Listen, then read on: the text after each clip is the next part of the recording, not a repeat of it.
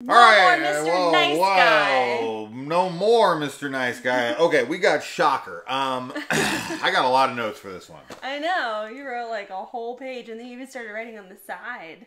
I mean, yeah, I just ran out of room because it's so ridiculous. I did do a review of this movie once upon a time on my old podcast like a trillion years ago now. But I'm really excited to revisit this because this is a silly ass movie. I have the Wes Craven horror collection with The Serpent and the Rainbow, Shocker, and The People Under the Stairs. So we already just talked about The Serpent and the Rainbow. Let's talk about Shocker. All right. We get this Nightmare on Elm Street opening with Horace Pinker kind of, you know, screwing with his stuff on his work desk and all that stuff, right? I like when Freddy's making his glove. Little kind of homage there-ish. And then this is also set in Ohio, much like Nightmare on Elm Street, and that is where Wes Craven is from, so that would make sense. The thing I do quite like about this movie, because I think this movie's dumb as fuck, and I'm going to point out so many stupid things in this movie. I still have fun with it, but like, goddamn, this movie is stupid. Wow. Really stupid. I actually really liked this movie. Yeah. I like the concept a lot. Yeah. And have you never watched a fucking like electricity body swap movie? You never seen like, yeah, of course you haven't seen House 3, the horror show, and that shit. No. No, okay. No, I don't think so, but yeah, I don't know. I was really into it. Like, I think it's very nightmare-ish in both ways, you know? Yeah. And I really liked Skinner as Horace Pinker. Horace Pinker. Yeah, Mitch Pileggi. I have no idea how to say his last name. He was really scary in this, actually. And way different than Walter Skinner. Way, way different. And I don't know, we're rewatching X-Files right now. Yes. Just an FYI. I think the ending is ridiculous for sure. The ending is crazy. And I was like, I don't know if all of this, like, actually makes sense for the rules in the movie or even the rules in like reality. It does not. It doesn't, but I was like, it's fine. It's supposed reality. to be. I don't give a fuck about reality, but no, we're gonna talk. I got a lot of notes, and they were like half of them are from the end of the movie. Yeah, but I had a good time with it. I thought that there was some interesting stuff there. I was like falling asleep during our Serpent and the Rainbow review, but I'm fucking charged. Because of shock. That's right. I got shocked. I'm awake now because I'm talking about this fucking movie.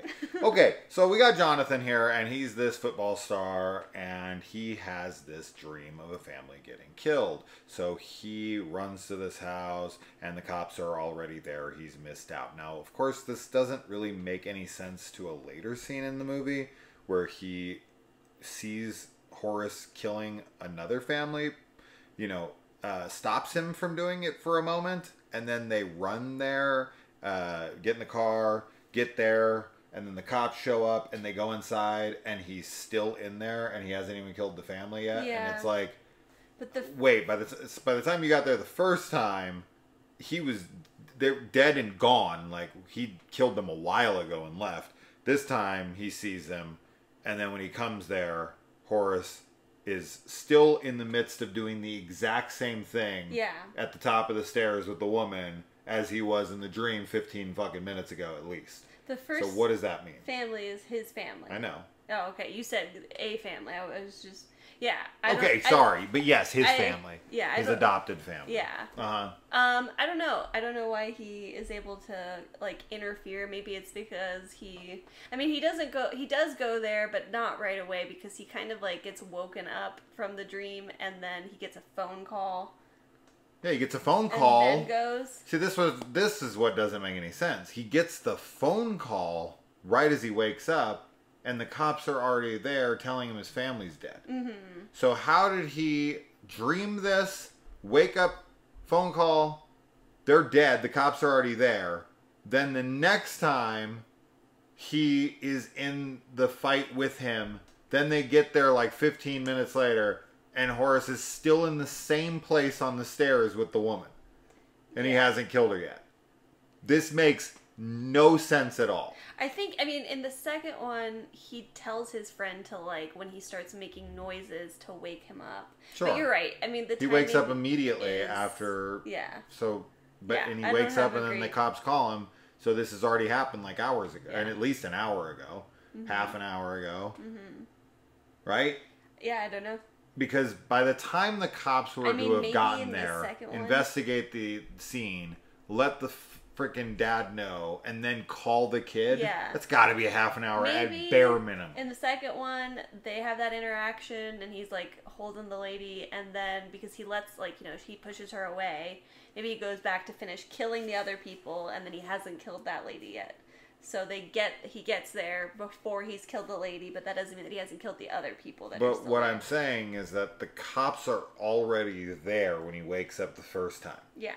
So a lot of time has passed. I mean, the house is literally the detective's house. You'd have to tack on extra time for that. Yeah. Right? It's like the dreams are happening in the past, even though they're supposed to be happening currently. Mm-hmm. So the first one's in the past. The second one seems to be in the future. That's what I'm saying. Well, because when he come in the house, he's doing the same shit to the woman as when he entered the dream the second time. Mm. So the first one is from like an hour ago. The second one is like 15, 20 minutes into the future. This is what I'm talking about. This is where the timing does not make any sense in the film. It doesn't make a whole lot of sense. But I do think that this is definitely the kind of film where, like, you'll see from all your notes, when you get too analytical, like, it doesn't make a lot of sense, which can be a good thing and a bad thing for some people.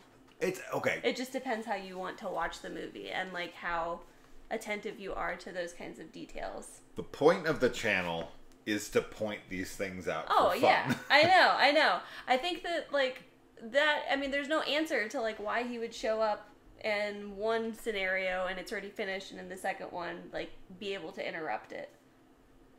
I mean, he's interrupting it in both, right? He sees him in both scenarios, and he's talking to him, and he's there. And it's when he wakes up that he's pulled out of the dream, but he can physically interact with him while he's there. His physical body is there somehow, even though he's like astral projecting, like Doctor Strange or something. I don't know. Regardless, this is all in fun. I'm not actually... It's a fucking movie about a guy who becomes electric. Yeah. And starts body swapping. It doesn't make sense. No, it definitely doesn't. But it is fun to question the logic of the rules set up in the film. Yeah. Right? So if they were consistent on it was in the future or it was in the past and he has 5 minutes to get there. Right. Like, I'm dreaming about the future. Say it in the movie. Right? Like, I did this... and then 20 minutes later they were dead. I have 20 minutes to get there. Sure. That gives the film a pace and a rush. Like, you've got to get this thing done, right? It grounds it more. And I agree. I think that, like, the film, like, what I was meaning is that I think this film is silly and it's enjoyable to watch when you're not analyzing it too much, because then everything kind of starts to fall apart. But that doesn't mean you can't have fun analyzing it. I wasn't meaning that either. I more mean, but I agree with you. I think that, like, if the rules of the movie and of what's happening with the electricity and their connection and everything did make more sense and had more, like, structure to them, it could have actually been, like, a little, I don't know, a cooler movie in some ways. So Horace is his father, as we find out, which, of course, this is... every fucking movie does this. Everyone has to be related. But really Horace has killed 30 people. I guess it's because it's his adopted family that this is the first time he's connected to him through a dream. Yeah. We do nothing. I guess I don't know why he's connected to him. They could have made reference to this because he's dabbling in, like, black magic or satanic worship or whatever the fuck that thing from the television is that's like, you got it, baby. I don't know what that is. Voodoo, freaking, yeah, something. It could have been something like that he made, like, a deal with the devil, and then the devil was, like, coming after Jonathan because he, like, you know, said, I'm gonna give you my firstborn son, but, like, was arrested before he could, and then got out of prison and couldn't find him. And then he was connected through his dreams, and Satan was like connecting them to bring them together so he could pay him. Sure. See what I'm saying? I can always write things so much more interesting in 2 minutes. I think that in this case, it is just because he's like killing his adoptive family that he already is connected to, and that like triggers. But shouldn't he be connected to his father murdering like 30 other people? Well, no. Here's the biggest... He's like Dexter. Here's the biggest breakdown of logic. Not in the entire film, but probably one of the funniest things to me, if not the funniest thing in the entire film. So the movie starts with this news broadcast talking about this killer, the serial killer that's been stalking the streets for the last 9 months. And they specifically say in that news report that his intelligence is what has kept him from getting captured. Yeah, his intelligence. Right? He's evaded police capture due to his high intelligence of being able to, evade capture. Yeah. Right? Yeah. The dude takes his van, puts his fucking, not only his name, but the company that he owns on the side of it, parks it in front of the house that he's murdering people at. Yeah. It's like the most fucking conspicuous van imaginable. Right? It's this beat up, dirty, old freaking van that anybody's gonna spot within 2 feet or 2,000 feet of this fucking thing. Yes. Right? That thing's parked there. People are going to notice it, right? And people are going to remember it. Yes. When the family next door is screaming out, right? He's viciously murdering entire families. People are going to scream. People are going to be running around the house. There's going to be a lot of activity. He kills one in the freaking, foyer of the house. He kills another one upstairs. He kills these people. They're all over the fucking house, right? They're screaming. The neighbors are hearing it. The dude's name is on the side of his van, and he's so intelligent. Who as a serial killer takes a van and puts his name and his company on the side of his car, parks it in front of the house he's murdering people, and he can't get caught? I mean, he clearly is a genius. He's clearly a genius. This is the dumbest fucking thing in the movie, maybe by far. Sure. Yeah, I don't know. I mean, like, using a TV repair van, right? Like, people maybe wouldn't guess, second guess, like, seeing that in a neighborhood, but you're right. That beat-up ass van. Obviously, it's very conspicuous, as you said. People would be like, I saw a van out there. Name on it. Yeah. Right? Yeah.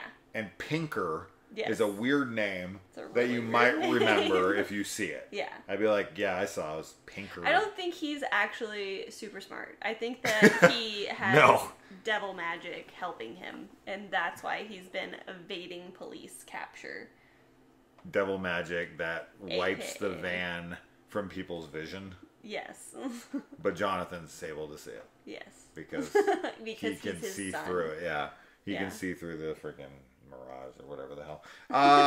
Okay, yeah, he's got like a cloaking device. He's got a devil cloaking device over his van. Invisibility cloak that it's he puts just, over it. That shit makes me laugh every time I see it. Like, do you imagine like Jeffrey Dahmer's television repair company? Jeffrey Dahmer. It's just so stupid. Like, what? You park it outside the house. Yes. Right outside, not down the street. Outside the fucking house where you're murdering a family. Yeah, it's well, oh my god, I can't believe I'm forgetting his name. He's so awful. The BTK killer. He did something similar where he like drove his car to like a literal like a place that he had just murdered somebody. Like his own car, he drove there. Yeah. So serial killers are not always smart. Sure, Most but of the it's time just they're dumb. It's because. That's funny, but then it's just the news report. Like, they say like, how could we ever find this guy? Yeah. Really? No one in that neighborhood noticed that beat up ass van outside their house? Bullshit. You'd always have every block has that little busybody. Yeah. Who's like in everyone's business, and it's like, what's that obscene little car out there? I don't like the way that car looks. Yeah. scene. If your car is like leaking oil or if it's like beat up, people are like, I don't want that on my street. You've never lived on a car. You've never lived in a neighborhood like that? No. I sure as fuck did when I was a kid. I probably didn't. I just probably didn't notice because. Regardless, people are going to notice, and don't put your fucking name on the side of your car when you're killing people. Don't kill people. Okay, anyways. How Jonathan's able to get into the crime scene of both crime scenes is outrageous. Because one's at his house. Like, all the cops know him as the detectives or There's whatever. There's no way they could let him in. I know, but that's why. It's because they all know him. They all know pure that he's nonsense his son, in movies. And he runs into the house because it's touches his house, the tub. And then, blood but then on that's him. his literal apartment that he goes into. Yes, you're right. Never let him in that building. It's fine. It's a movie thing. You don't want to see it, but they do it. It's because he's like supposed to be well known to them. Total movie thing. It's fine. Yeah. I've always found it funny. I don't care. That one's not too horrible to me. I see it all the time. We got good old Ted Raimi in here playing Pac-Man. Not the game. It's his name. Pac-Man. We get the fastest death row execution in the history of ever. It's like the very next It's seriously like he's getting the chair and then he comes like a day later. I don't know how long it's been, but it seriously feels like a week. It's not been long. People sit on death row for like 30 years. Yes, and sometimes they die before they even get there. Sure. So like the fact that he is like, it's so close in time. I don't know. Google it and let us know in the comments. What's the fastest modern death row execution from trial? Because you got to remember, there's a trial legal system, right? And it takes a while, even if the dude is super guilty. Sure, like Horace Pinker would be. The death penalty, too. And then giving the death penalty, then giving the time, and dude, it is forever. It's years. Yeah, at least. So it's the fact that a couple months he's being electrocuted in like a day. Yeah, they're just like give him the chair. They cuff him and then they drop him off at the electric chair. Yes, pretty much. That's pretty much how this movie feels. Yeah. So they get box seats and they're as the dad calls it, and then we get Alice Cooper's No More Mr. Nice Guy, which he gets a cameo in this in the music video towards the end. So it's Alice Cooper. He loves making appearances in horror movies because he's a horror fan. He's a horror fan. That's right. One of these days we'll have to watch his movie Monster Dog. Yeah. It's not good. I would still watch it. So I'm curious on Horace, his final request, which is typically a meal. I thought it was just a meal, but it's a TV. He gets a TV, which I guess they bring in and mount to his wall. Yeah, I don't know. It's like they would wheel a cart in, if anything. Like, here's your TV. Yeah. But it is mounted to the wall. He asked for a television, so that wasn't in there. No. So they brought it in and bolted it to the wall? Yeah. Is that what? No. That doesn't make sense. That's just super stupid. Or they moved him to a different cell that had a TV in it. I don't think cells have TVs in them. I don't... Some do, but not in like maximum security death row inmates don't get TVs. Yeah, I don't think you should get a TV if you're gonna be dying, murdering people. It depends. Like if you're in like minimum security, you can have like radios and you can have like little mini TVs sometimes. Oh, okay. But regardless, the fact that there is in a maximum security death row. There's a TV bolted to the wall. Maybe, I don't know, but it's a cell. Yeah, it's right? A cell. It's not like it's an office or something. They bring a TV and they mount it to the wall. Yeah. Makes no sense. And somehow they also give him like some black magic freaking book, candles, fire to light the candles with, so matches, freaking light or something, and jumper cables. Okay, I think where the fuck does he get all this stuff? I don't think he's given that by the prison. No, I don't think so either. Where'd he get it? He just pulled it out of his ass? From other prisoners because of stuff. Like they smuggle things in from their visitors and then they trade. In the 2 days that it took him to go on death row? Yeah. They got like, him anybody in. got any jumper cables? Horace doesn't you know, seem like the kind of guy who'd be able who to has like, friends. yeah. He maybe just intimidated them. Probably bit more people's lips off and stuff. Oh man, the lip bite. That was gnarly. That was gnarly. Yeah, I just want to know how he got that stuff in the cell.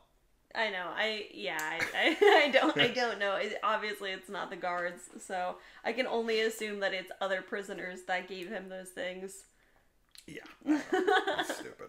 Anyways, okay, so he gets electrocuted. He becomes electricity, and he swaps bodies, and then he's jumping bodies. You know, Jason goes to hell style. Yeah. And for some reason, because I guess limps are psychosomatic, yeah, he has a limp in all of his healthy bodies. I mean, it's just supposed to be like he's a character trait that them. fucking shows us that he's him. Yes. I get it. But also, it's because his consciousness has always walked with a limp. So even when he takes over a body that doesn't have a limp, he assumes it because that's just how he's always moved. It's possible, but it restricts him. And I feel it does restrict him. I feel like Horace would be someone who would take full advantage of being able... Because, like, for instance, he kind of is very cocky with one of the bodies he jumps into, right? He's in the body of a kid. He steals like a bulldozer. Then he gets into the body of a mom for like 2 seconds. But then he gets into the body of this big buff construction worker dude. Yeah. And he's like, how do you like this body? And it's like he wants to use the strength of that body, even though he's kind of like superhuman strength within the body anyways. But then I guess if you add buffness on top of it, it's even doubly strength. But I don't know. Would he still have the limp? You make a fair point. It's just it, and as I said, psychosomatic. That's all he knows. Yeah. But like the limp is this limited mobility that his leg has had since, you know, since Jonathan shot him as a kid. Mm-hmm. Right? He just wouldn't have a limp. I get it. Yeah. But I feel like it would have been cool to see him limp and then to walk it off. Sure, yeah. Right? He starts to limp and then he's like, wait a minute. And he like kind of starts feeling his legs and he's like, oh, this is nice. Yeah. You know, and then he starts running. Sure, yeah. That would have been cool. So like you get the limp the first time and it's limiting him from getting after whoever he's after, Jonathan or whatever. But then he's like, wait a minute. I shouldn't have a limp. Yeah. You know, and then he takes off running. That would be scary. That would have been scary. Right? Sure. That all of a sudden he's like freaking the T-1000 in Terminator 2 and he can fucking run super fast. Yeah. Right? Mm-hmm. I get it. It's a character trait and it's cool and this is just me overanalyzing. I'm not horribly opposed to the limp because there is an explanation. Right? It's in his head. Sure. That's how he knows how to walk, so he does it. Yes. Even though that's not how the leg would walk. Right. He would actively have to be trying to limp to do it because that leg would work normally. And when he went to move it, it would just move with the mobility that he's not used to. Yes. And it would kind of throw him off. More than likely, he'd just stumble. Sure, because he would know how to walk like that. Yeah. So that's more realistic. But this movie isn't fucking realistic. Not at all. I just want to point out all these stupid things. Okay? We still had fun with the movie. It's dumb as fuck, though. All right, moving on. We get... Yeah, it does suck that he kind of, you know, he steals the body of a kid, and then he's, like, chasing after a kid, and the mom's, like, going after the guy. Of course she would. Yeah, of course. You know, what else could you do? I wonder what the mom and the daughter thought, because I'm assuming they live, although he does drain power. Yes. From people and kills them if he's in them too long. Yeah. And that's a child. So I'm assuming he took like 30 years off her life. Oof. I hope not. But yeah, the mom and her, he's in them for a little bit and he seems to drain people pretty quick. Yeah, he does. So I don't feel like a child's going to last very long. I don't know. Maybe not.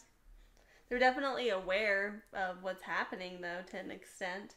Yeah. So... Yeah, I mean, they have the ability, the coach and the dad and whatever. To break out of it. They have some... Yeah. It's kind of about the willpower that they keep trying to, you know, get these people to be stronger than him. So I do think that, like, everyone that he takes over is like aware on some level that that's happening. Yeah. Then there's all the girlfriend ghost stuff, right? So we get like his family gets murdered, then his girlfriend gets murdered, and it's like, Jesus. Yeah, this kid would lose his mind. This kid obviously wants revenge, and I get it. But why he's afraid of his girlfriend throughout the movie as a ghost, I don't get that at all. Even though she moves through the water creepily at one point. I mean, yeah, that was scary. I'd be like, don't move like that. But I don't know, because like she's literally just there to help him. If all he was seeing was her, then I would get it. Yeah. But because he's dealing with Horace Pinker and he's already seen him swat bodies and like he's already kind of accustomed to supernatural, to like wild shit. Yeah. Seeing his girlfriend would be good. It should be. And he runs from her multiple times. The first time, if he saw her, he could be like, "Whoa, is this a trick? Is this that?" Yeah. And he could be kind of taken aback and maybe, you know, he thinks that she's full of shit, right? Sure. But like 3-4 times, and every single time he's like running from her. This just doesn't make any sense. It doesn't. Especially since she gives him the necklace. Yeah, that helps him. Yeah, right? So it's like he knows that she is legit, and he's going out there to retrieve her necklace. Yes, and because he knows it's powerful, which she gave to him. Yeah. And then he's still afraid and running from her. He is until she starts kissing him, and then they sleep together or something. I don't know if they sleep together, but they like kiss, and he doesn't want to leave then.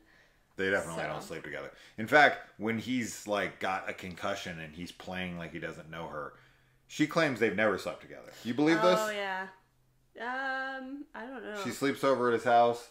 She takes a bath, like she was taking a bath. Yeah, there's no. I don't think so. There's no. I think they maybe in the beginning they hadn't slept together, but then they did. Like, because like after his family died, he was probably like, tonight's the night. And it is weird because his best friend in this says that he gets more ass than a toilet seat. He's his best friend. He's been with this girl for a year. Wouldn't his friend know that they're not screwing? Yeah. Like, he gets more ass than a toilet seat, but he hasn't screwed in a year? Maybe he means just, like, he gets a lot of girls' attention. No. Okay. No. I don't know. He means he gets laid. He would. All the time. He would know. That comment, though, that phrase is I bang a lot of chicks. Not one chick. Right? Right. So I don't understand that. Well, how his friend doesn't need... I mean, this guy... They're such good friends. This dude is willing to, like, tackle police officers, go to a really good friend. Electrical substation and knock out a transformer. Yeah. Like... He's a good friend. He's a legit friend, but he doesn't seem to know he's not getting laid. Maybe he's lying about it. Yeah, it's maybe. possible. One of the cops in this movie is told to read him his Miranda rights and has to pull out the book. This cop doesn't know the Miranda rights by heart. Oh, I didn't even notice that. He's like sitting there and he was reading it out of a book. I guess he's a rookie. Yeah, he's new. And it's like 6 other cops are there. The guy like, who knows it couldn't have read him the rights. No, they're like, you got to read it, rookie. And then they interrupt him in the middle of it, and he doesn't even finish them. Oh. I just thought it was funny that he pulled out a thing and it was like, "You have the right to remain silent." I've seen it in movies enough now. I think I could do it. Sure. I think I know it. Yeah. Yeah. I mean, it's not that complicated. You would memorize. I feel like there's more to it than what we see in movies, though, isn't there? Like, maybe it's longer. I don't know. I've never been arrested, so I'm gonna go do that real quick. I have been. Did they read you your Miranda rights? I was too drunk. Oh, they probably to remember. They probably did, and you were just like, probably. I was like, this ain't like the movies.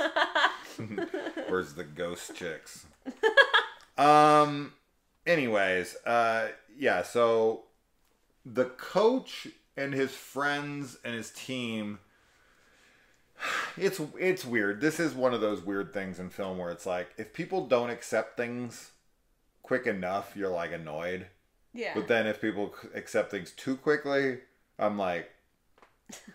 The coach and all them, they're just like, why don't we just, grab his body and do this and that? And I'm like, for like 1 second, could you be like, this sounds a little bit like bullshit? They're his team. They have his back. Okay, so when he says he dreams of Forrest Pinker and they go to the repair shop that he owns. Number one, I'm not really sure why Horace lets them know he's even there. Sure. Right? Yeah. Like, this is just admitting you're the killer. Yeah. Right? You're in a secret room. They don't know it's there. You can hear that they're doubting why they're even there. Yeah. Then you start killing cops. Yeah. It's like, could you be dumber? Like, hide out and wait for them to leave. Sure. And or then even go just on the run. Come out and be like, what are you doing in my shop? Like, it's closed. No. No? No, that's dumb. Why is that dumb? He could just be like... Why would he do that? So that he could... The cops don't... No. Because they're there for him. He just hides out. He knows they're onto him. Okay, At this point, right. you're screwed. He should have just hid out. But they just thought he was gone. They weren't going to search the place any more than that. And then he's in a secret room. So he decides to start killing all the police. Yeah. That's pure admittance. He just likes killing. They don't know shit at this point. They're just kind of there breaking in illegally. I think he's arrogant. He does it and is kind of like, ha, like you still can't catch What me. you could have done, which would make the most sense, is you could have went in the back room. You could have called the police and said, hey, cops are breaking into my store right now without a warrant. I'm hiding in this room. Because there is like a legal system, right? And there is a very specific like laws against this kind of stuff, right? So murderers walk because people either, obtain evidence illegally, plant evidence, whatever. So if you break into a crime scene without just cause, then you can get the whole case thrown out even if you have a video of them fucking doing it. Yeah. Right? Like, you have to go by the book. And if the Horace is so smart to evade capture, he'd have them in there and be like, there's a break in here and they're after me. Yeah. And this and that. If you're going to do it that way, that's his only way of maybe getting out of this stuff, because then they'd have to throw the case out. Sure. Like, you guys broke in here. There was no break-in. Yeah. But he is like the captain. So I don't think he should do that. I'm just saying he should hide until they leave, and then he should go on the lam. Right. Right? But he should run. Moving on. We're probably so far into this review at this point, and I have a lot more to say. Let's get to it. We got this rock and roll soundtrack. It's almost like freaking Maximum Overdrive, except for it's not just all AC/DC, but there is some Alice Cooper, a few songs. There's a scene where Jonathan runs this way, and then Horace is in adopted daddy's body, and he takes the car and he drives off that way. Yeah. I think it's just a geography goof, but then he does circle around on him, but there's no way that he would be able to dictate where Jonathan was going. Driving off that way, and he's like, oh, I'll cut him off here. He doesn't know if he's going to go right, left, or like when Jonathan sees the car go that way, he's not going to just turn around and go this way or back towards it. Like, it's a geography mess up. Let's move on. I'm not going to spend too much time on it, but I laugh because you see Jonathan clearly run that way, and the car pulls out and drives off this way down the street. And I'm like, where the fuck is he going? Yeah. And then he comes around the corner on Jonathan head on. So I could have circled around him and came back at him, but Jonathan's down an alleyway. Right. How could he have possibly known what alley he was going to go down? As you said. All this stuff is just stupid. It was geography mess up. Sure, but I mean, it makes sense for the fact that he hits him head on, because if he came up behind him, that would have been like pure nonsense. I'd have been like, how did he get behind him when he drove around the other way? Moving on. Stupid. These are all silly. Horace is a terrible shot.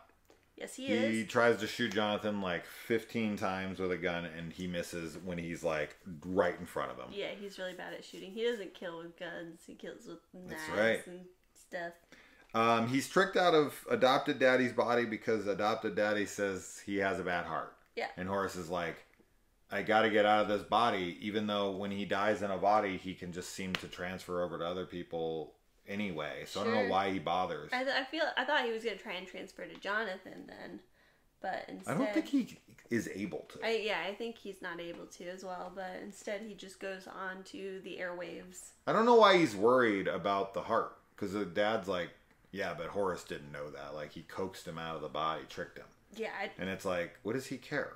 You're going to die anyway. Right. I don't know. I guess because he wanted to be... There was no other bodies around for him to go into. Then he went nationwide. He went nationwide. Nationwide is on your side unless Horace Pinker is in your television.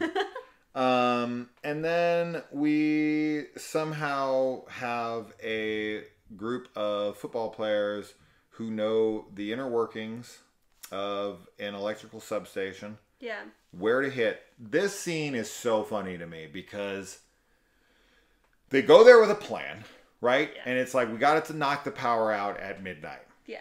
They bring bolt cutters, which they cut through the fence with, which is already the trespassing, right? Then he tells the guy, okay, we need to get into this transformer box so that we can knock out the power to the substation. And the guy's like, I can't pick that lock. That'd be a felony. A, you already know why you're here. B, you've already broken in and committed the felony. And then 1 second later, he pulls the lockpick out of his lock. So the lockpick guy they brought, who knew the plan, who carried the lockpick, was like, I'm not going to pick locks. Yeah. Because even though we've already trespassed and we came here to do this thing, picking a lock is a felony, even though I'm your lockpick guy. He just chickens out. That is the dumbest like fucking thing. That made me laugh so hard when he pulls the lockpick out of his pocket and knows how to use it. Yes, too. he does know how to use it. He not only possesses a lockpick kit, but he also knows how to use it. And he's there for that very reason. That's why they bring him. That's why he tells him to do it. Like I said, he brings it out. He chickens out. That's what happens. That is 100% what No, happens. that's what they came there. They've already broken in. Yes. They've already trespassed. I know. The felony's already been committed. He's already screwed. Yeah. So why is he against he ultimately does it. He's like, oh, it's a felony. What? And then he does it though. What? He just gets scared for a second. He's like, I don't know if I want to do this. But then he's like, we already did it. What are the other 5 guys there for? Emotional support. Do it, man! They're a team. Yeah, they're a team. Football teams travel as a pack. And FYI, if you're going to knock out a transformer, it's probably not the best idea. It's up to you. Totally up to you. But to bear grip a metal crowbar and to hit a transformer with it to knock out the power is not bright. But, I mean, not all football players are dumb. No. These ones are. Yeah. These ones Some of them are, but they did it. I'm going to use a metal crowbar with my bare hands. Yeah. But they doesn't get electrocuted. And if you just hit one box inside an entire substation, the entire power of an entire city goes down. That's how that works. Yeah. Just one hit with a crowbar. I mean, that's the kind of thing, right, where it's like, I don't know anything about how those work. I have no idea. Like, I wouldn't even know the first thing about trying to, like, take out power to a town. So, like, when you see that happen in a movie, like, you're not really questioning it because you're just like, sure, like, they took it out. Sure. I mean, in Happy Death Day, to me, they, like, drive a van through it and knock the transformer out. Yeah. Right? And I'm like, okay. I mean, or Michael Myers takes Bucky and throws his ass up on the lines. And that knocks out the entire power to Haddonfield. Right. But bare fisting a crowbar and hitting an electrical box. Yes. Not bright. No. Not bright. And that's what they came there with. That is what they planned this. Yes. And they brought, like, give me the metal crowbar. That's what I'm going to hit it with. The metal one. Yeah.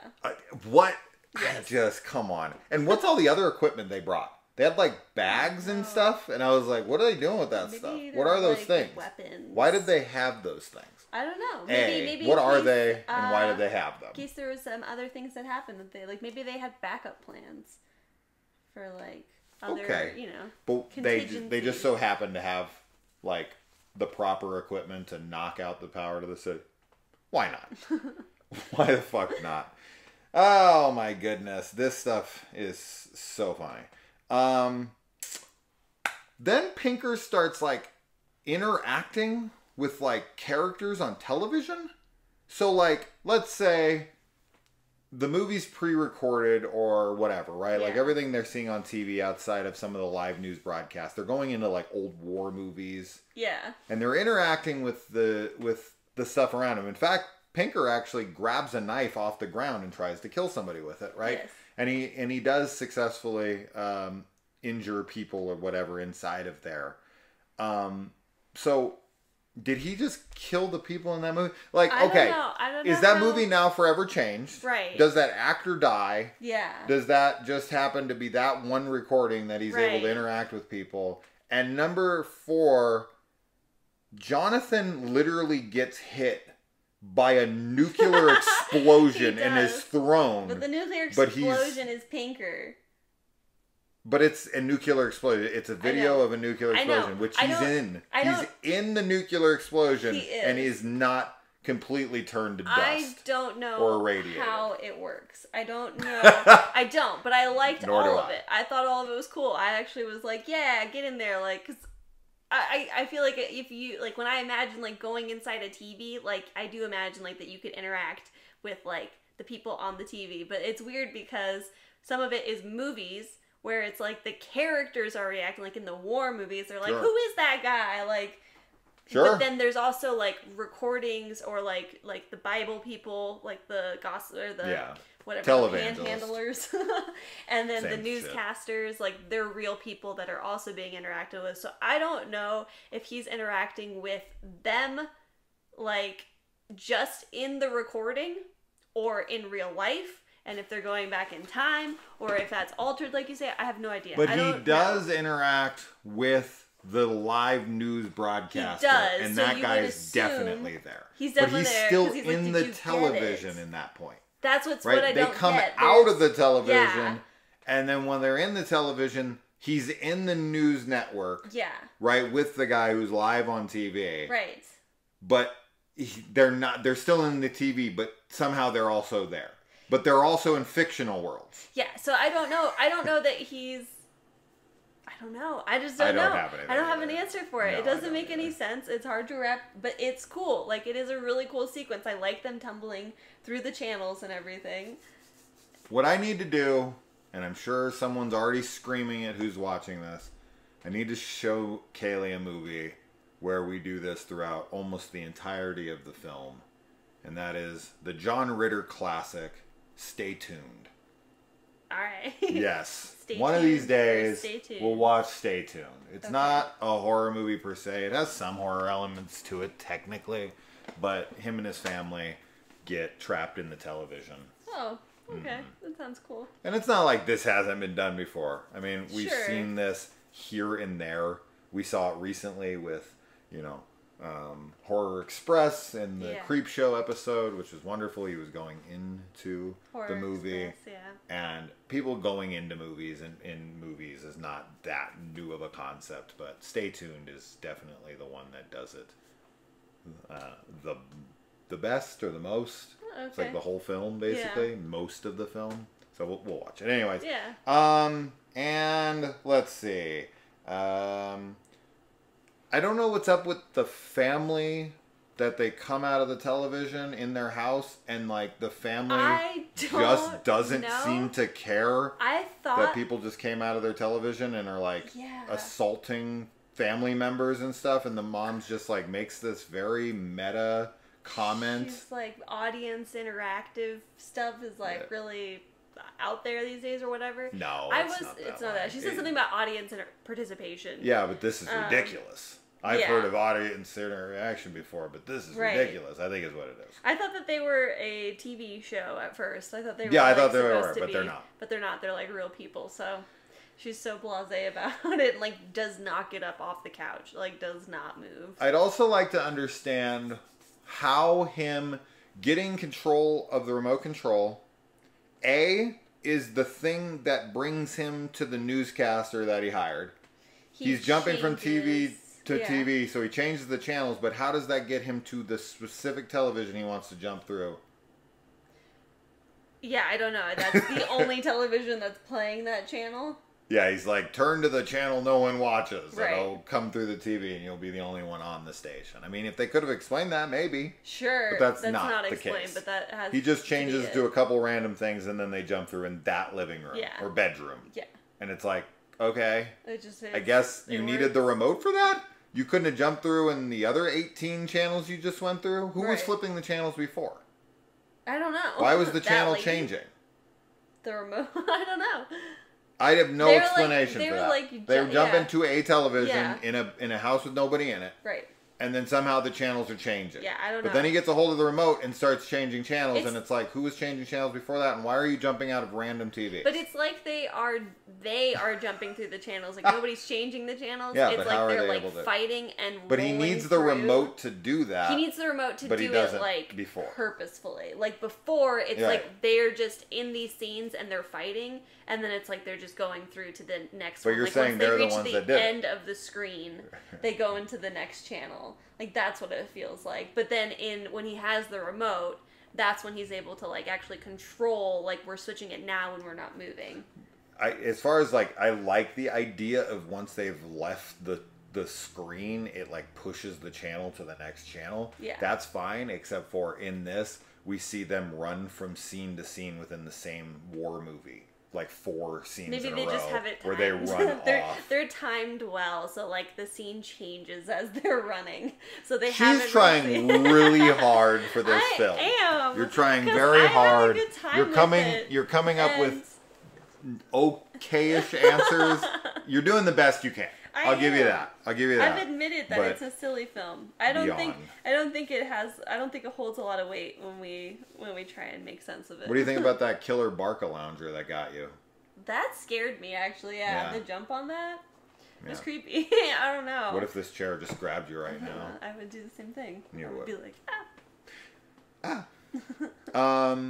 So also he pauses Horace.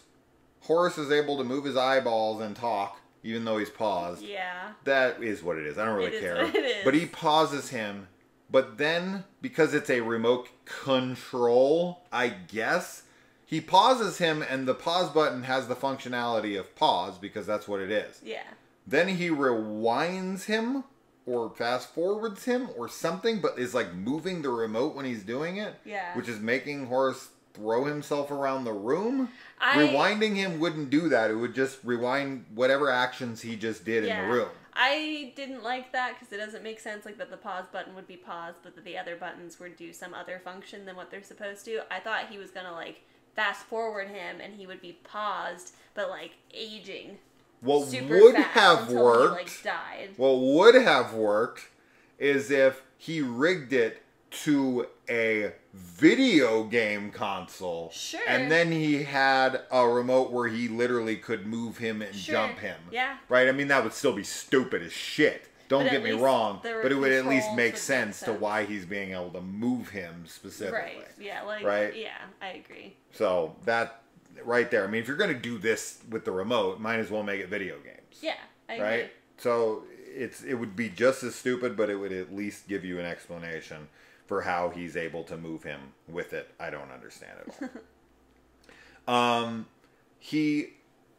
Then another ridiculous scene happens, and I guess you could equate this to it's Horace's electricity, but I don't see why it would be. Jonathan unplugs the television, specifically so Horace can't jump through it. We watch him unplug it for that very reason. Then when Horace freaking, like, you know, nosedives through the television, he's being electrocuted by an unplugged television. Yeah. I don't know. I mean, as you said, I think it's maybe his electricity that's electrocuting him, but I don't really know how that works. He's never electrocuted himself any other time in the film, even though he's been hit, abused, thrown around the room. Yeah. But he hits his head on something that's electrical, and somehow he's being electrified by it. But why would he, as electricity, be being injured by electricity? You're right. Yeah, I don't know.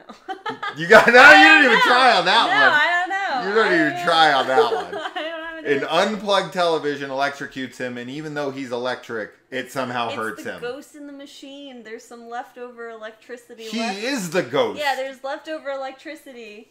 in there. A leftover. And he is a that much of like there might be like a static charge. Electricity. There might be a charge to a degree. Yeah. But the level of literal like freaking bolts of electricity we see going through him from an unplugged television, there's no way there's that much energy left in the charge within the television. No. There's nothing. There's not. You got nothing on that one. And I don't blame you. There is nothing. And then when Horace dies, you know, he jumps through the camcorder. Why Horace can't just follow him right through, I don't know. It's because the necklace is on there. And it but him. Horace can't use the necklace. No. Even though it's still around it? Yeah, right. It's like an open doorway? It like saves, it like makes it protected or whatever. Okay, that's fine. That's works. Why he hangs that on one there. works. Yeah, I get that, but I just figure it was an open doorway. But Horace is hurt by that thing, so yeah. It makes sense. That's fine. Okay, that one you won. That one I'll give to you. That's fine. I'm here for the answer, so I'm glad you got one. But then somehow the TV has exploded. It's completely on fire. And Horace is still talking to him through it. And he has to turn the television off. Mm-hmm. Why? Why doesn't he jump through the TV and there's like still a TV there, and like as Horace goes to like try to jump through that TV, he like busts it as he's yelling at him and turns it off. Yeah. Or turns it off as the scream. But it's like we literally see all the components on fire inside of the thing. The thing was not operational in the slightest. It wouldn't respond to the remote. It would have no electrical like connectivity at all. Yeah. All the internal components are on fire. Maybe the remote is him turning Horace off. Because he's trapped in the remote? Or, Shouldn't he have to bust the remote then? But he turns it off and that's it. Couldn't he have just turned him off before? If he's controlled by the remote like that, he could have just pressed the power button and he would have died. Maybe need to be weakened. No. And I also like that when the town has all the power knocked out, the people in the town, you can hear them being like, they're acting like they've never seen the night sky before. They haven't. Which I think is like light pollution. It's light pollution, but I also think it's kind of a slant on that TV is like evil. Which is kind of funny coming from a movie, from a filmmaker. Yeah. Like watching TV is preventing you from getting outside. I liked that one like neighbor guy was like, "Hey, didn't I just see you on the tube?" Yeah, he's like, "How'd you do that?" Yeah, I liked that. I didn't even read through my notes, which is stupid. I just kind of remembered all of them. Well, that's good then. But I mean, writing them down, I guess, committed them to memory. So I'm trying to like make sure. Anything else you got to say about this movie? You did a really good job defending an undefendable movie. Thank you. No, I think it's a fun movie. It doesn't make a lot of sense, but that's okay. Yeah. I had a good time watching it. Yeah. I still want to know how Jonathan survived a nuclear blast. Yeah, I don't. He should have came out and then his skin should have started falling off in the end. Chernobyl style. What? Maybe because it's not a real nuclear blast? Maybe it's an effect? But it's a real knife that he grabs. Yeah. Okay, sure. Why not? Oh, because of prop. But I think that footage is from a real nuclear blast. It's Oh. not that's not like film. That's like, actual test. That's test footage. What is that doing on TV during what? It's probably for, like some documentary thing. No, it's probably being used as stock footage for a war movie. But from what I could tell, that looked like the test footage of nuclear site blasts that we've seen testing. So yeah, I don't care. I don't know. All this is for fun. That's it. I just wanted to have a fun time picking apart all the silliness of this film. This movie's he did a good job. Fucking ludicrous. It is. There's so many things to pick apart, but at the end of the day, it's still fun. Yes. Mitch is having a blast playing Horace Pinker here. Peter Berg is not a very good actor. He's a good director. He's went on to make a ton of very successful, popular films. But as an actor, he's definitely rough around the edges. Horace Pinker, I would say, is my favorite part of the film. I always remembered him as black as a kid. Yeah, I don't know why. He's got a real dark tan. Maybe. But he's not black. No. I don't know maybe why I remembered him as black. Of the end when he like possesses the coach. No. Oh, okay. No, I just remember him being a black guy. And then when I watched it again later on, and I was like, "Is that fucking Skinner?" I was like, "How did I not know that?" Yeah. I mixed up. I didn't know it. I mixed up his skin. Yes. Not and his Skinner. It's funny because like the first shot of him, like you see him really clearly, and I was like, "Who is that?" Like I couldn't place him right away either. Sure. So, because he's such a different so character. Different. Like he looks more like. He's like Mexican or something in this too. He kind of looks like Joe Rogan a little bit. He kind of does. He's just he's very tan. Yeah. In this movie, he's got a like an olive complexion. I'd be curious on what Mitch's nationality is. I actually think he's very handsome, which is funny because like not that there's anything wrong with being bald, but I just normally don't find. I don't know. I just it's not. She only likes him because he's a serial killer in this. Have you ever found Skinner attractive in X-Files? No. Yeah, It's not because he's a serial killer. What is it? I don't know. He's fucking killing people. He no, never has a second of even like. Because okay, you know why? Because I'm not attracted to him in the X-Files because there's Mulder and Scully. Those are the only people that I care about in the X-Files as far as like their attractiveness. Yeah, but as hot as Scully is, if like another babe walks on the screen, I'm not gonna not notice her. Especially if there's like another, I'm more especially loyal like than you are loyal, to, like, loyal. the characters I Here have we crushes go. on. Here That's we go. What the difference So is. okay, so if there's any hot guys that show up in the X-Files, you're not gonna notice them because moldy bread's there. Exactly. Bullshit. We'll see. We're gonna see what you think of Skinner now. All right, Now we watch the show. Attracted. Now it's gonna be weird. I'm like, what? All right, we're done. This is like a 2-hour review of Shocker. We did like a 2-hour long freaking talk about it on the podcast too. It's a fun one to discuss, and if nothing else, it's a fun movie to discuss. I can't wait to see you guys' comments below to tell us why I was right about everything and why Kaylee did such a piss poor. No, she did as good of a job as she could have. And you had a terrible task. I didn't even mean to task you with that. I didn't think you were going to defend it. I thought you just laughed. I liked it. And you liked it. But it's not about liking it. I still enjoyed my time too. But you had to defend it. Yes. That's fine. That's fine. You got it, baby. All right, guys. Let us know in the comments below what you think of this movie and what scenes you found ridiculous. There's plenty more. I just found those to be the most funny. And worth mentioning. Because there is more things that are like, why would this happen if this? And I don't need it anymore. So, now I probably should get some sleep since I haven't slept almost at all in like 48 hours. Yes. All right.